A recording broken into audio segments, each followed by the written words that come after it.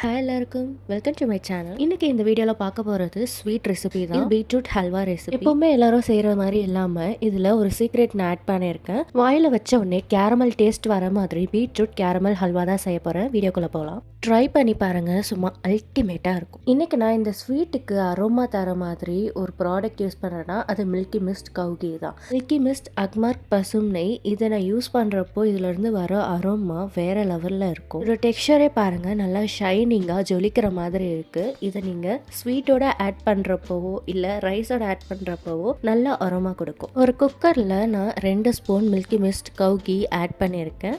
இது நல்லா சூடானதுக்கு அப்புறமா இது கூட கேஷ்யூஸ் ஒரு கப் ஆட் பண்ணியிருக்கேன். இது நல்லா நெய்யோட சேர்ந்து கோல்டன் ப்ரௌன் ஆகுற வரைக்கும் வதக்கி எடுத்துக்கலாம். இது கூடவே இன்னும் ஃப்ளேவர் வேணும்னா நீங்கள் ஆல்மண்ட்ஸ் கூட ஆட் பண்ணிக்கலாம். இப்போ வறுத்த முந்திரியை எடுத்து தனியாக வச்சுருக்கேன். அதே நெய்யில் பீட்ரூட் நான் சின்னதாக துருவி வச்சுருக்கேன், அதுவுமே ஆட் பண்ணியிருக்கிறேன்.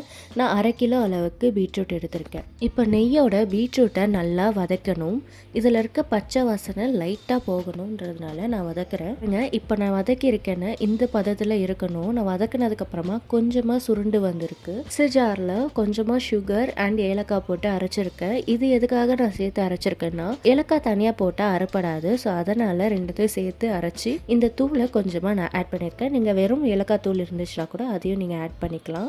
நல்லா ஒன்று சேர மிக்ஸ் பண்ணதுக்கு அப்புறமா நான் 1 கப் அளவுக்கு பால் ஆட் பண்ண போகிறேன். 1 கப் அளவுக்கு நான் மெஷர் பண்ணி பால் எடுத்திருக்கேன். நீங்கள் காய்ச்சின பாலை யூஸ் பண்ணலாம், இல்லை காய்ச்சாத பாலை யூஸ் பண்ணலாம், இல்லை நம்ம இது வேக வைக்க தான் போகிறோம். ஸோ நீங்கள் எந்த பால் வேணாலும் யூஸ் பண்ணிக்கலாம். பால் சேர்த்து இந்த பீட்ரூட் எல்லாமே பாலோட ஒன்று சேர்ற மாதிரி நல்லா மிக்ஸ் பண்ணி நான் பாலோட ஒன்று சேர ஸ்ப்ரெட் பண்ணி விடுறேன். அப்போ தான் பாலோட சேர்ந்து பீட்ரூட் நல்லா வெந்து வரும். பீட்ரூட்ல இருந்து பச்சை வாசனையும் வராது. இப்போ ஸ்ப்ரெட் பண்ணதுக்கு அப்புறமா குக்கர் மூடி போட்டு வெயிட் போட்டு ஒரு 7 விசில் வர வரைக்கும் வேக வச்சுக்கலாம். குக்கர் தனியாக இருக்கட்டும். ஒரு சாஸ் பேன் எடுத்திருக்கேன். அதில் நான் பால் மெஷர் பண்ண கப்பில் 1/4 கப் அளவுக்கு சுகர் ஆட் பண்ணி சேர்த்துருக்கேன். இதில் ஒரு கரண்டி அளவுக்கு தண்ணி மட்டும் ஆட் பண்ணியிருக்கேன். ஆட் பண்ணி நல்லா மிக்ஸ் பண்ணிவிட்டு இது ஸ்டவ்வில் வச்சு சுகர் சிரப் நம்ம செய்ய போகிறோம். சக்கரை பாகு தான் இதோட சீக்ரெட்டு. இதுதான் நான் கேரமல் பீட்ரூட் ஹல்வான்னு சொல்கிறேன். இதை நல்லா மிக்ஸ் பண்ணிவிட்டு நான் ஸ்டவ்வில் வச்சு ஸ்லோ ஃப்ளேமில் வச்சுருக்கேன். சுகர் சிரப்பாக ரெடி பண்ணிக்கலாம். இப்போ நான் காட்டுற மாதிரி கொஞ்சமாக சுகர் சிரப் எடுத்து இந்த வாட்டரில் ஆட் பண்ணுறப்போ நம்ம கையில் ஒட்டாமலும் அந்த தண்ணியில் பிரிஞ்சு போகாமலும் கையில் எடுத்தால் வர மாதிரி இருக்கணும். அதுதான் கரெக்டான பதம். இப்போ குக்கர் ஓப்பன் பண்ணி பார்க்கலாம். பாருங்கள் எவ்வளோ அழகாக குக் ஆகிருக்கு. நம்ம பால் ஊற்றுனது கரெக்ட் மெஷர்மெண்ட்டில் இருக்கிறதுனால நல்லா அழகாக குக் ஆகி வந்திருக்கு. இப்போ ஸ்டவ் ஆன் பண்ணிவிட்டு இதை நல்லா மிக்ஸ் பண்ணிக்கோங்க. நம்ம ரெடி பண்ண சுகர் சிரப்பை இதில் ஃபுல்லாக ஆட் பண்ணிக்கிறேன். இந்த மாதிரி நீங்கள் சுகர் சிரப்பை ஆட் பண்ணி செஞ்சிங்கன்னா ரொம்ப நாளைக்கு கெட்டு போகாமல் இருக்கும், நல்ல டேஸ்ட்டாகவும் இருக்கும். ஆட் பண்ணதுக்கப்புறமா நல்லா கலந்து விட்டுட்டே இருங்க. இதில் இருக்க தண்ணி லைட்டாக ட்ரைன் ஆகணும். இப்போ இருக்கிற டெக்ஸ்சர் பார்த்தீங்கன்னா நல்லா ஜூஸியாக இருக்குது. இது கூடவே நான் மில்கி மிஸ்ட்கி 2 ஸ்பூன் ஆட் பண்ணியிருக்கேன். ஆட் பண்ணி நல்லா மிக்ஸ் பண்ணி விட்டுருங்க. ஸ்டெப்பில் நான் சொன்ன மாதிரி மில்கி மிஸ்ட்கி ஆட் பண்ணி செஞ்சிங்கன்னா நல்லா அரோமாவாக இருக்கும். ட்ரை பண்ணி பாருங்கள்.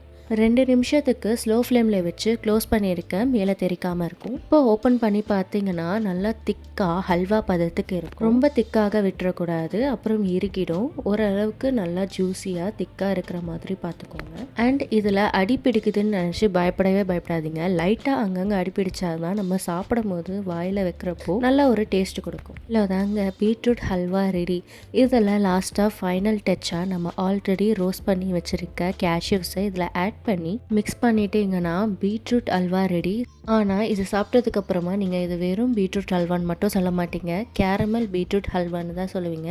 இந்த ஸ்வீட்டை உங்கள் வீட்டில் இருக்கவங்களுக்கு செஞ்சு கொடுத்து பாருங்கள், உங்களுக்கு அடிமையாடுவாங்க. அப்புறம் நீங்கள் என்ன சொன்னாலும் கேட்பாங்க. ஸ்வீட் மட்டும் செஞ்சு கொடுன்னு சொல்லுவாங்க. கிட்ஸ் யாரெல்லாம் வீட்டில் பீட்ரூட் சாப்பிட மாட்டேன்னு சொல்லி அடம் பிடிக்கிறாங்களோ அவங்களுக்கு ஹெல்தியர் வேர்ஷனாக வெல்லம் கருப்பட்டியில் கூட செய்யலாம். அவ்வளோதான். நீங்கள் செஞ்சதுக்கு அப்புறமா 1 ஸ்பூன் எடுத்து சாப்பிட்டு பார்த்தீங்கன்னா நமக்குள்ள இவ்வளோ திறமையான்னு சொல்லி நீங்களே ஷாக் ஆகுவீங்க. அல்டிமேட்டான ரெசிபி, கண்டிப்பாக ட்ரை பண்ணி பாருங்கள். வீடியோ பிடிச்சிருந்தா லைக், ஷேர் அண்ட் சப்ஸ்கிரைப் பண்ணிக்கோங்க. நெக்ஸ்ட் வீடியோவில் பார்க்கலாம். பாய்.